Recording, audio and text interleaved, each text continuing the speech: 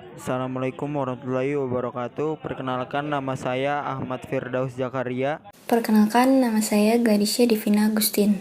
Di sini kami akan menjelaskan teori dan konsep dasar. Baik, sebelumnya saya akan membacakan soal. Yang pertama, jelaskan dalam satu paragraf maksud dari gambar berikut. Yang kedua, berikan contoh keterhubungannya di dalam kehidupan nyata. Untuk yang pertama itu storage. Storage adalah peralatan atau komponen komputer yang digunakan untuk penyimpanan, baik data, file, ataupun program komputer. Contoh storage device dalam komponen komputer adalah floppy disk, USB flash driver, hard disk, dan CD.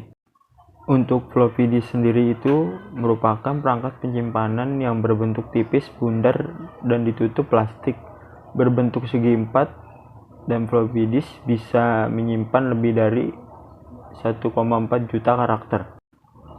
Untuk USB flash driver merupakan perangkat penyimpanan yang bentuknya kecil dan tergolong mudah dibawa. Jika dibandingkan dengan floppy disk, USB memiliki ukuran fisik yang lebih kecil tapi kapasitasnya jauh lebih besar. Untuk hard disk merupakan perangkat penyimpanan yang ukuran dan kapasitasnya jauh lebih besar dibanding floppy disk dan USB. Biasanya hard disk disimpan di dalam kerangka komputer, namun ada pula yang diletakkan di luar atau hard disk eksternal. Dan terakhir, CD. CD adalah perangkat penyimpanan yang berbentuk pipi dan bundar. CD terbuat dari bahan logam dan dilapisi plastik. Ada banyak jenis CD, contohnya CD-ROM, CD drive, dan lain-lain. Processing. Processing adalah peralatan atau komponen komputer yang digunakan untuk menjalankan aktivitas atau perintah. Keseluruhan komponen processing harus dirakit dengan benar dan tepat. Contoh processing dalam komponen komputer adalah yang pertama ada prosesor. Prosesor dapat juga disebut CPU atau Central Processing Unit. Prosesor merupakan komponen elektronik yang digunakan untuk menafsirkan serta menjalankan perintah.